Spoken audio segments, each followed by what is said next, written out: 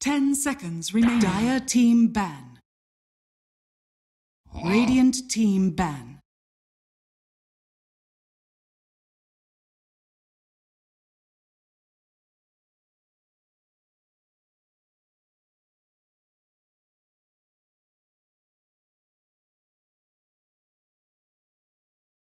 Okay, let's get you back into game number 2. Draft is underway. We've got Capital Lacoste to bring you all the details as far as the second draft is concerned. What are you expecting, Cap?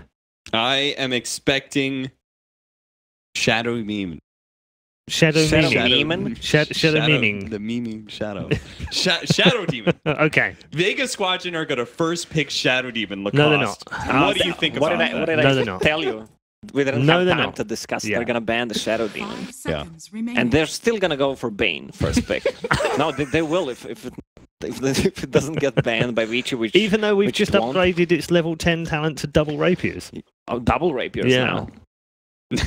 See, now he's considering Bane as reasonable. No, I'm thinking about the hero that's going to pick up those rapiers. Oh. Oh, wow. It all came to a crashing end of ban 2. So Vega Squadron are protecting themselves from themselves. Is that what's happening right now? If it's in the pool, I must pick it. If it's not, then I'm not going to pick it. So he's denying the pick for himself, which is pretty smart. Yeah, this is the next level thinking. I was going to say, next level bans. 5 seconds remaining. We ban our own heroes. Before you know your enemy, you must know yourself. Ban your own bad picks to stop you picking. I love it. Maybe they're just used to 2 bans in the first stage. Why they did it? Dire team pick. Dire team pick. Radiant team pick. Like, oh shit, guys! I thought I was banning Bane. And we're going to get a gyro for Vici Gaming. We talked about this morning, actually. Paparazzi does like the gyro. It is a staple of this particular region as well, and has been over the last few weeks. Seconds remaining. I mean, we know gyro is a penicillin for undying, plus Ogre Magi, Bloodlusted kills those zombies and the Tombstone even faster. Yeah, it makes Gyrocopter so much stronger as a hero. Gonna get Omni Knight in return. This time around, surely they're gonna ban away the Brewmaster. So, what I expect from Vici is someone to get the Spirit Vessel pretty quickly against all those heals. Undying Omni Knight works miracles. Yeah. Spirit Vessel. 10 seconds remaining. Well, what do you think about the items? When the patch came out, I thought Meteor Hammer is the new shit. Then it's actually just shit after. Okay, I will give you my ranking. My ranking was Kaya was number 1 because I felt like it was just going to be useful on a lot of heroes. 10 seconds and it's not. remaining. It's only useful on 3 heroes. Pagana, maybe it's super OP for Storm, those and heroes. 12 spams. Tinker. I think it's a consideration. And then I think bottom was Aeon Disc. I was like, it's like a very situational item. I thought Meteor Hammer thingy was like just kind of okay.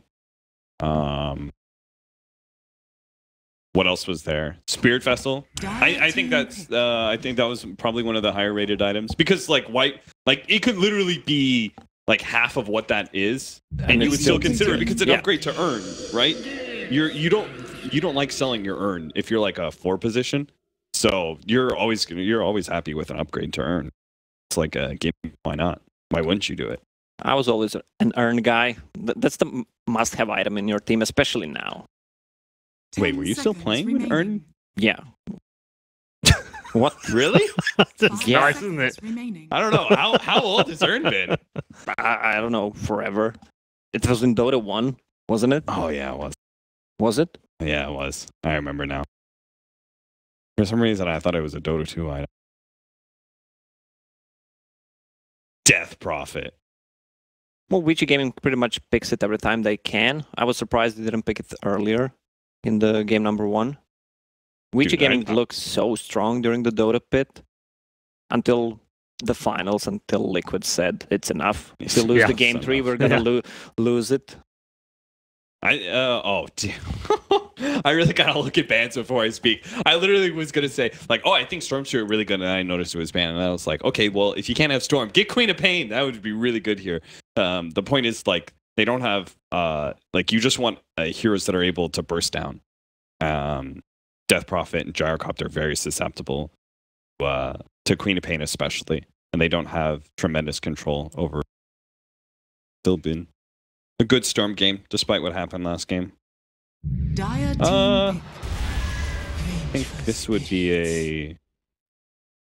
Are they going to go the Jets?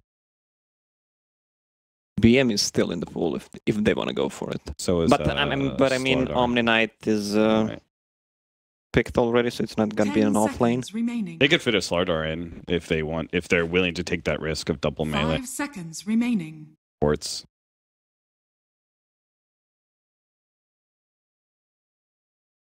Maybe like an SF. Is there mid or something? You just want a lot of like single target damage. You want to be able to burst down Death Prophet, Gyrocopter. Maybe this is a rare mid Lina game. Maybe that's what it'll shape up to be. Mid Lina has not been successful. We saw SG try it out. Didn't work for them. Who else? Tried it a little bit. Yeah. Yeah, that's right, because Samuel was spamming it. Yeah, didn't work out for EG, I think. And he played it really well.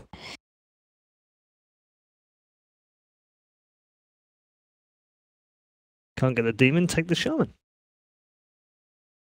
They have so much push on the Vici gaming side already. Real scary.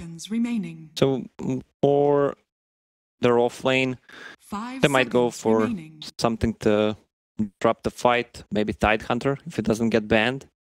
They have 2 big ultis plus Shadow Shaman, but they can just pop 1, pop 2, take maybe even 2 towers at once. What does Vega need? I mean, they need a... They need a... I don't know, they can go aggressive tri-lane with Venge, Undying +1. They need either Clock's ban. I mean, I think it's Slardar. You have to get an initiator here. You have to be able to jump these heroes and make sure that they don't get on top of your buildings with wards and exorcism.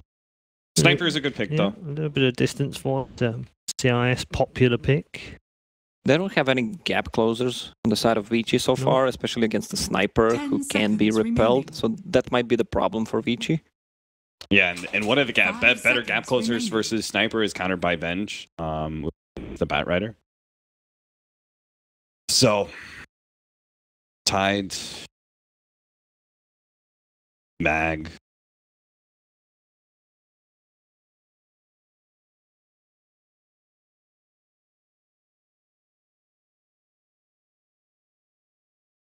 Still have to play Mag, as you mentioned, but I mean, Gyro still works well, even though he's not a melee hero.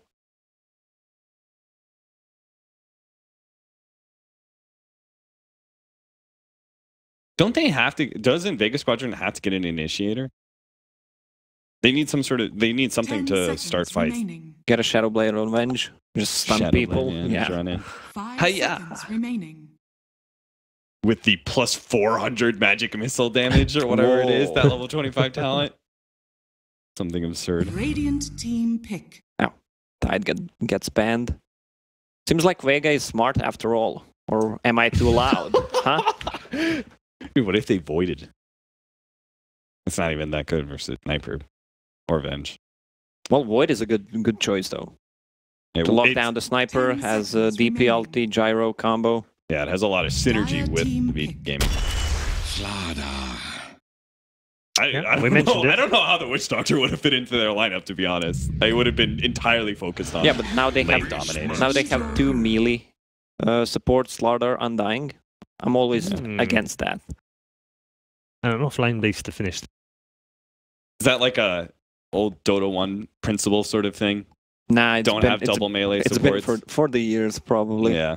Because I know I still cling to that as well. Every single time I see double melee supports, I'm like, yeah, it's not working out. I think the win percentage is 20%.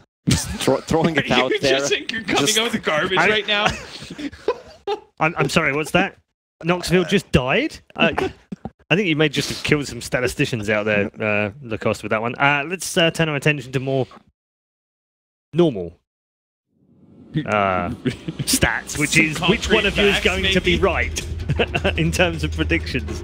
I'll go with Vici once again. They have their comfortable picks. Young 11 was pretty much shining on the offlane. We saw him in the previous game, didn't have that good start, but still managed to control the fight, control the Omni-Knight, so it's going to be a lot of fun on his shoulders as well this game. I like Vega's draft a lot more than I did in game number 1. Enough to swing you? No. Because I didn't think they played well enough in game number 1, Vega Squadron. Okay. So I think Vici Gaming is still going to be able to win this. All right. 2-0. As far as the two experts are concerned, will it be 2-0? Let's find out as we head into game number 2 and head back to the commentary team. I think this has been one of the most brutally honest panel tournaments so far. Give me your honest opinion, Merlini. Do you think Vega are good enough to beat Vici? Potentially. This game, the draft is better. After watching game 1, if they play the same level of Dota they played in game 1. Well, they drafted more team fight. They led with the Undying pick, right? And then they have the Vengeful Spirit. Both of those are pretty good. And they have the Sniper to kind of stall off. So I like their game plan a lot more. Their chances are much, much higher than game number 1. Higher than 20%? Higher than tits over ass. Whatever that means. We talked about it. We looked this up in the break. I don't know, Toby. I'm just going... Why are you trying to explain it to me? Because you don't understand it. Higher than whatever that means. It's just like, why don't you explain Dota mechanics to me? It's just because you'll never understand it. All right. It's an expression, Toby. I'm just trying to express myself about how I believe their chances are in this game. Oh, God. Can I actually have Blitz back? Like, can I get a trade out for Merlini, please? He'd flame you even harder than I would. Maybe. Maybe. You know that's true. He would drop the bone a lot earlier. I think that would be true.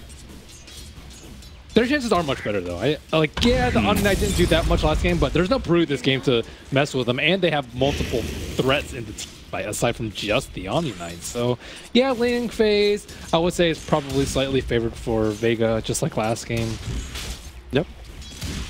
But we're back into this wonderful world of Slayer and Lanham battling it out. Good luck to Scriff for finding first blood. This is an easy way. We watch all 3 lanes of everything in the early stages. So Paparazzi and Fenrir run the offlane as the duel against Afterlife. That leaves the duel in mid. And then the top lane, where it's the duel on Solar. Seems so much pressure being applied to these 3 positions all day long. Well, just offlane in general. It's the new safe lane. Well, you run it on the safe lane, but it's actually the off laner. Do you think that's because the creep positioning that got changed around as well? And the deny. The nice hurt, man. Well, so far only Jara's staying on top of that. Slayer copping a fair chunk of damage, but Shrapnel will create space. Just keeping Lanham off the back of the Undying at least. I wonder if anyone in the history of competitive is going to take the Shrapnel DPS talent. That talent is atrocious. It got buffed by 5 DPS. What's the option? Plus 40 attack speed over plus 25 Shrapnel DPS. Yeah. Okay, it does 75 damage already. So you're increasing it, 40 attack speed is just way. Shrapnel DPS. Better or worse than Meteor Hammer? We need item tiers. See, this is the iStroke way of patching things. You'll end up having +5, +5 every single time the patch comes out. And there'll be something else like it'll give you an extra 2 charges of shrapnel. Like you just increase it and increase it and increase it. Yeah. But look at some of these other talents. Like Vengeance 25 is 400 magic missile damage. Yeah. And then you have 25 shrapnel damage per second. It's not even guaranteed. You can just walk out of it. Or you can BKB. Oh, trouble up on top lane, Young 11. Okay. Not ranting about shrapnel. Yeah, you have a lot of pent-up anger. Oh no, I love shrapnel. I just hate the talent. Shrapnel's really good. I take that in the Billy draft. Magic Missile's going to connect, but they can't chase this. It's too deep. It's okay, he wanted that clarity value. Oh. extra clarity value right there, sir. And even gets the proper pull. Also, right now, CS-wise, lane's doing really good for the Gyro. 19-11 for him on that bot lane.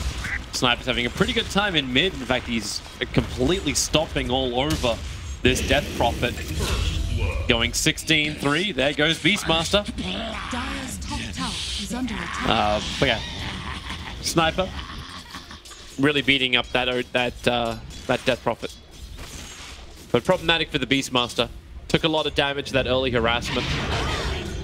And VS has just been up in 11's face. Bottom lane on the run now. Afterlife homing missiles right in his tail. And this will set him up just long enough for pop attack from Paparazzi. Oh. They got such high movement speed when you've got that bloodlust to work with too. And Gyro's already fast. And he has no degen. Wonder what build Afterlife is going to do this game.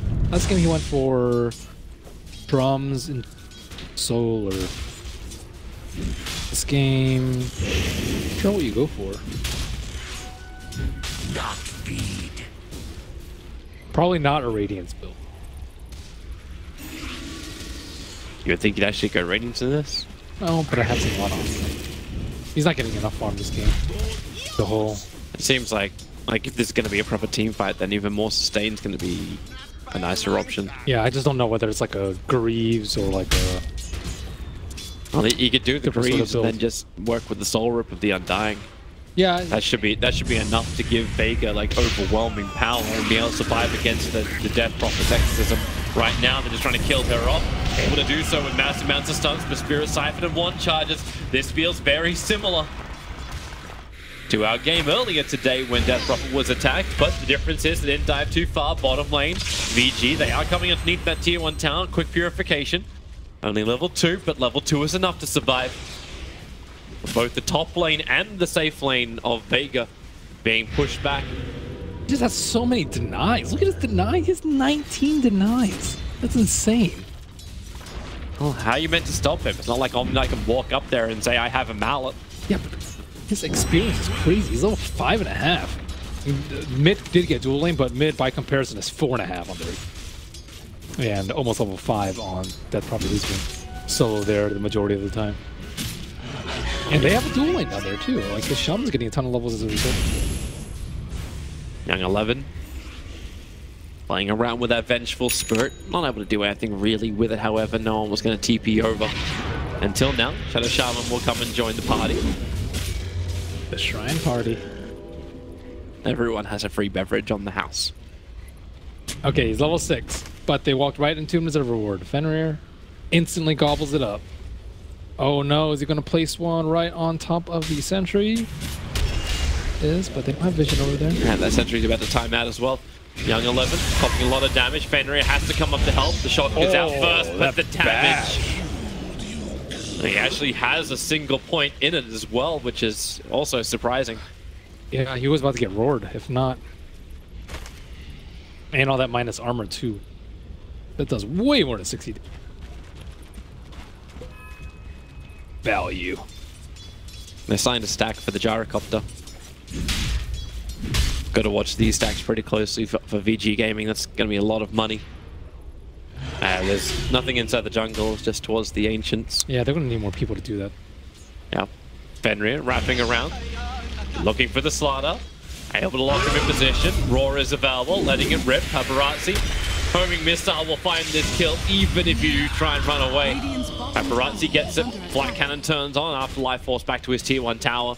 But VG Gaming just switching up their lanes now. Bottom lane abandoned by both sides. But that's a lot of money on a gyro. So they're pushing towards the top lane. They're forcing the issue. Trying to bring down this tier 1 tower. Paparazzi seems to be happy for now to tank a decent bit of damage. Yeah, he's perfectly okay. He needs to create some space for the Death Prophet. Death Prophet doesn't even have boots right now.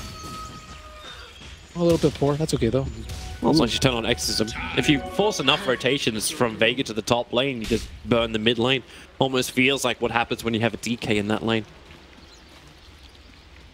But instead, VG, they pull the creep wave and they drag it back a little bit further. This can't be a fun lane for an Ogre. Getting misted up all the time by the Slaughter. That's his job. Be annoying. Tank up spells. They are going to smoke up top.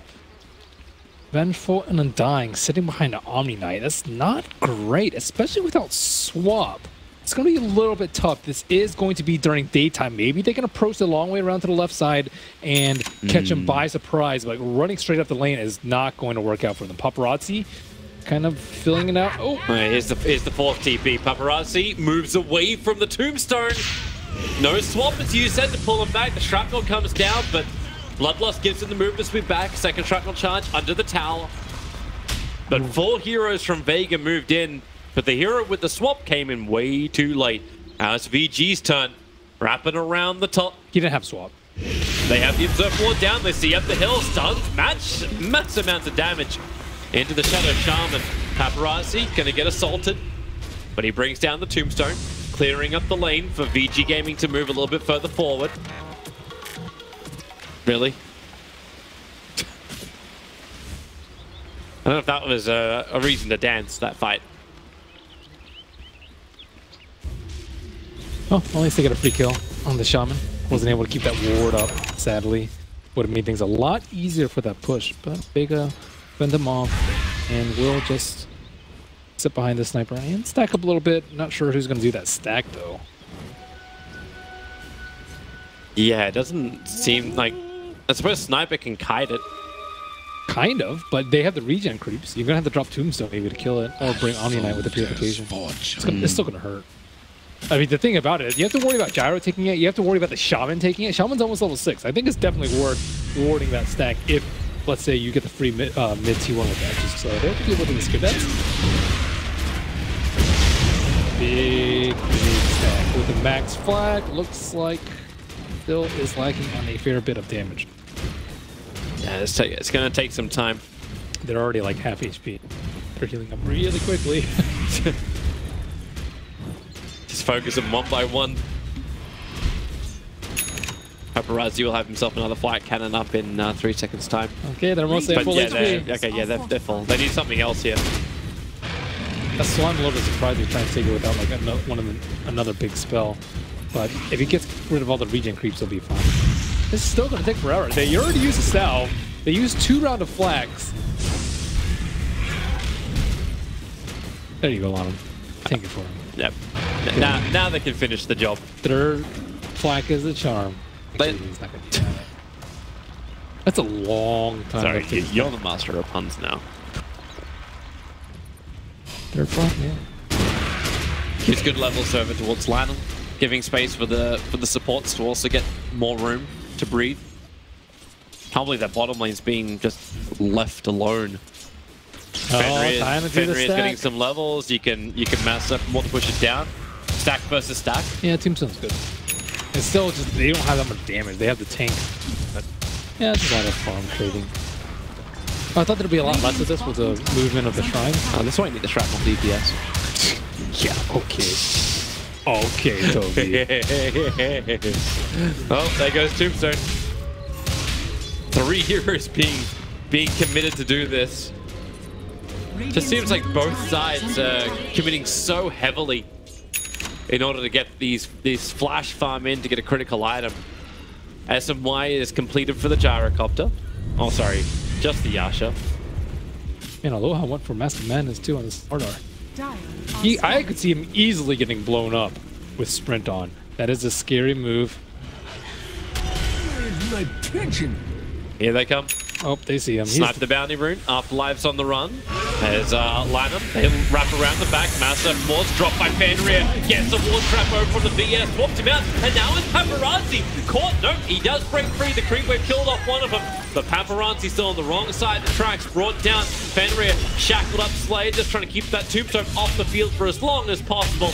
But it was not long enough. Afterlife left a double kill. Young 11, the next target. VG retreats back to the tier 1 tower. Crushes out with the mist. Way too much amplification of the damage. Afterlife will claim his 3rd kill for this fight as VG lose 4. Yeah, hello, where were you? Death Prophet. That is the perfect opportunity. There's like not that many creeps. You're tower diving at 5 with Exorcism. I think that would have been a completely different fight. GA was used very, very early on, and great ward trap, but they just actually did not have enough damage at the time. If they had the silence, they could have kept it there a lot longer, and you wouldn't have had that swap. But let's watch that initiation once more. So the TP comes in from VS. Fenrir reads it perfectly, and then Paparazzi gets swapped in. Yeah, he actually gets obliterated on there. But the GA actually catches some of the creeps as well, so they waste a lot of damage from the wards. Yeah, the silence would have really helped. He got his repel off after the roar, which was really bad coming out for. And the thing about it is, Death Prophet didn't even ultimate in the mid lane, so she actually like really didn't get that much out of it at all.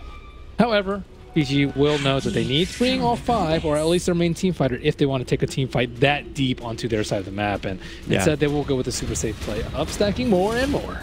Then what was very deep too. Like you were still between a tier 1 and a tier 2 tower 13 minutes into the game.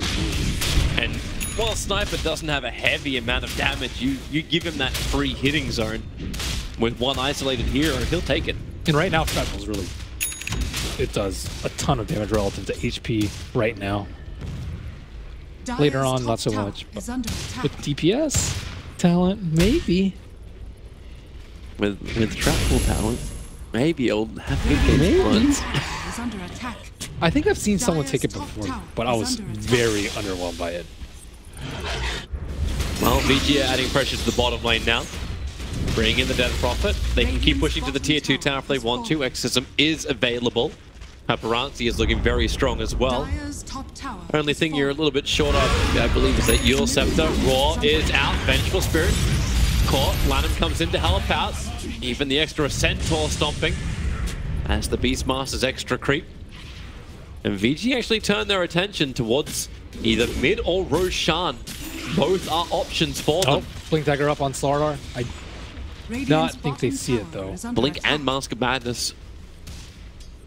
He's really good at solo killing people. Find them. Well, they have good vision on top of the dire side jungle ancients. Oh, here we go with a smoke behind the sniper. They want this T1 tower, but how are they going to get it? Oh, they're going for Atos Roshan Undying too. See that? It's actually moving in towards Roshan. They're starting Roshan.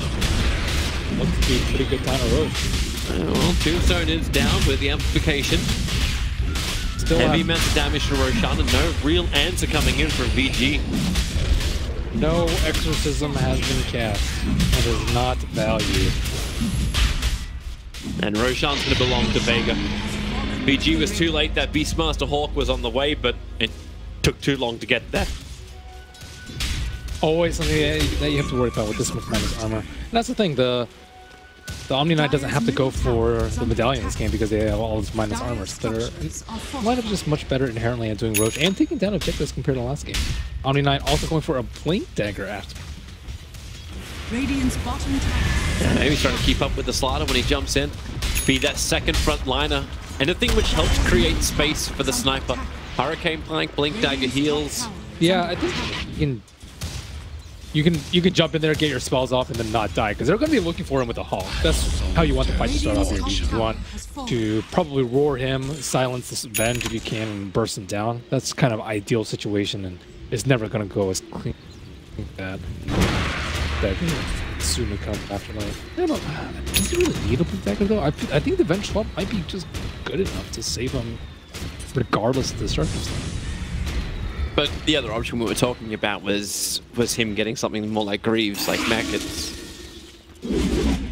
That was the other option, but maybe he feels he's already got enough heal with his basic abilities plus the Undying. So I mean, even go the jump. He could go Solar Crest again. I think Solar Crest would be really good offensively. With Amp, you have Wave of Terror and the potential Solar Crest. Someone could just die in less than the duration of one crush. Fortification coming out right now from Vega. They drum charge up, looking for this initiation. Repel as the smoke breaks. Slaughter still wants to move forward, but the sprint just wearing off. Does not have that movement speed to close the distance. That board just saved his life so hard.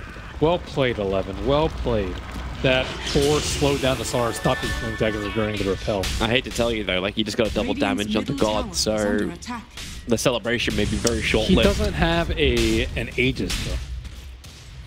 He's still like somewhat vulnerable if the Death Prophet can get him good, and if they can deal with the Omni Knight. He's not like invulnerable.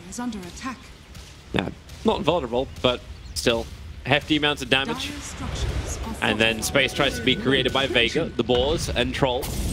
Slowing down Aloha and trapping up God. He's happy to stand his ground for the moment. More mist, takes the Roar. Slaughter down a half-life, back almost to full thanks to the Soul Rip. So forcing a reaction out from Vici Gaming.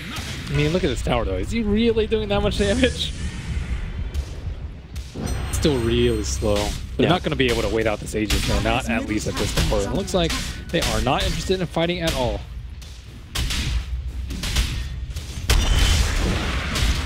Let him have the tier 2. Don't fight into the Aegis. But they're not split pushing at all. There's no exorcism used to burn down the T2. There's no like ward drop on the it's side just towers. momentum. Like that's all they're doing. It's just momentum in a different lane. Yeah. And thanks to Young 11 showing himself down here, the ping comes out from Vega. We move down, we fight this guy, and then push bottom lane. It'd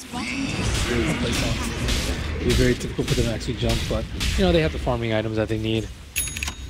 Maelstrom almost up on Sniper, yeah, the Mask Man is a Solar, so he can just do whatever camp he wants, and Vega looking to be in pretty good shape, taking it a little bit slowly, but they're using the threat of their perceived superior team. I still actually think VG's team fight is better, but with the positioning that they've had, with the Gyro dying that one time, and with Death Prophet not being able to win these fights, it looks like Vega currently have the stronger team fight. Yeah, key. For now. Give it a little bit of time, VG can hit their stride, but Vega do need to make a couple of mistakes. Game 1, they were happy to oblige. Game 2, however, I'll look to try and make things just that little bit harder for VG. Sniper's able to pick up a little bit more damage now, having the Maelstrom. So clearance is getting better and better for Vega. And I'd love to go for more kills. Even the Blink Dagger for the Omni Knight is now completed. The repel up too early on the crush. Young 11 hiding in the trees.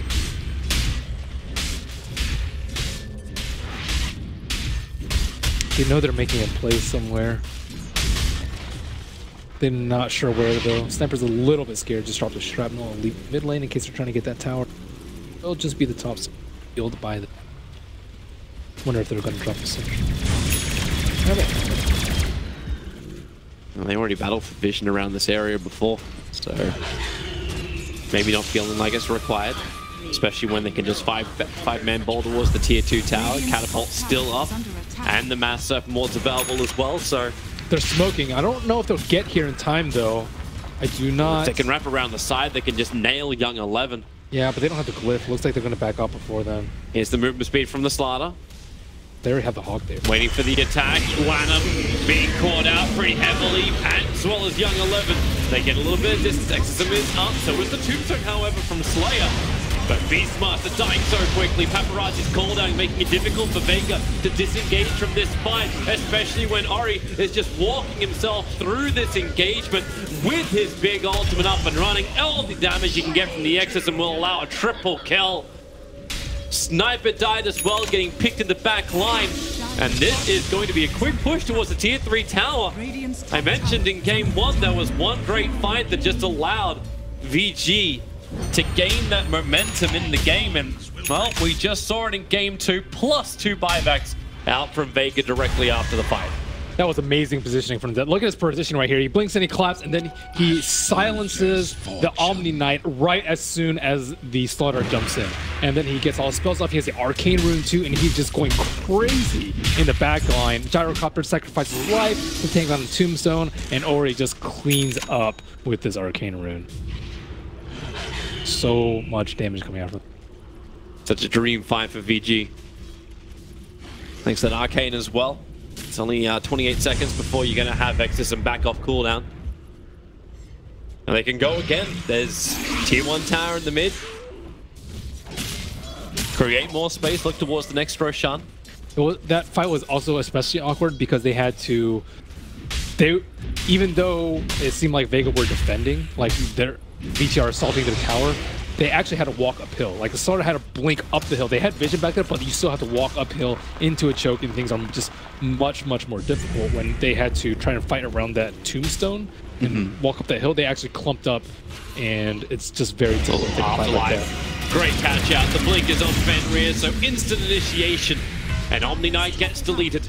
I really prefer the Blink build over the Scepter a lot of the time. I think some of the Chinese players really like the Scepter. I think Yao in particular, he likes like Arcane Boot Scepter. But I think the Blink is just much more versatile. Like the Scepter is great for dropping on towers, but if you don't win a team fight, you can't just drop it on towers all the time. They'll just engage on you before you get to the tower. And the Axe is pretty good, but... Oh, Young 11. They've got a second target, just one after the other. Yeah.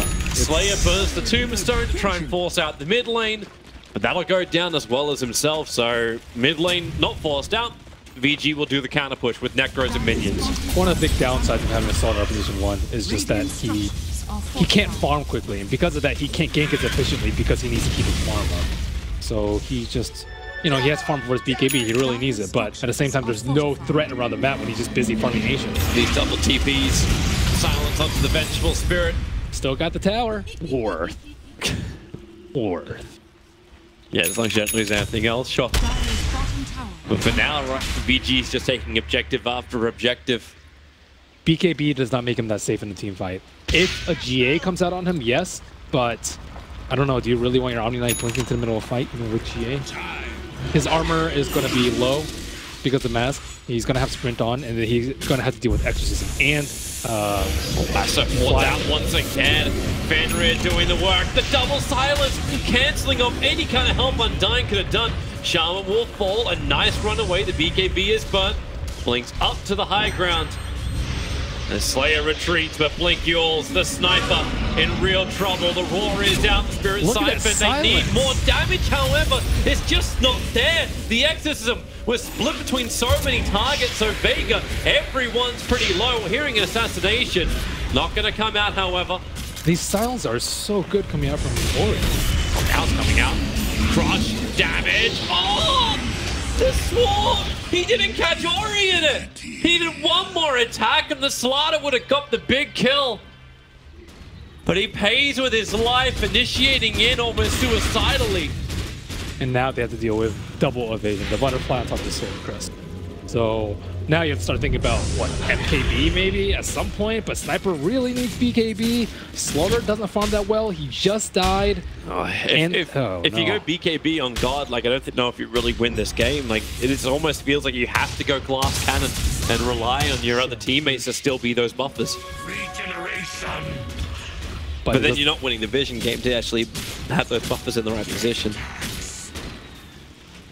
Yeah, it's just a really tough position. The thing is, they don't feel safe even with these two defensive heroes. Like the Omni Knight and the Venge are supposed to be pretty good at protecting cores, but they still don't feel safe. They still have to fight BKB. So the network doesn't look that bad for Vega, but because they have to build two BKBs, and Vici don't have to build BKBs at all. Gyrocopter actually just completely skipped it in favor of Butterfly. So Gyrocopter is typically thought of as a BKB. It's mandatory on this hero, but not this game for him, and he's able to get away with it, and his net worth is going to continue to skyrocket, and his damage in the fight is going to be way higher than Sniper.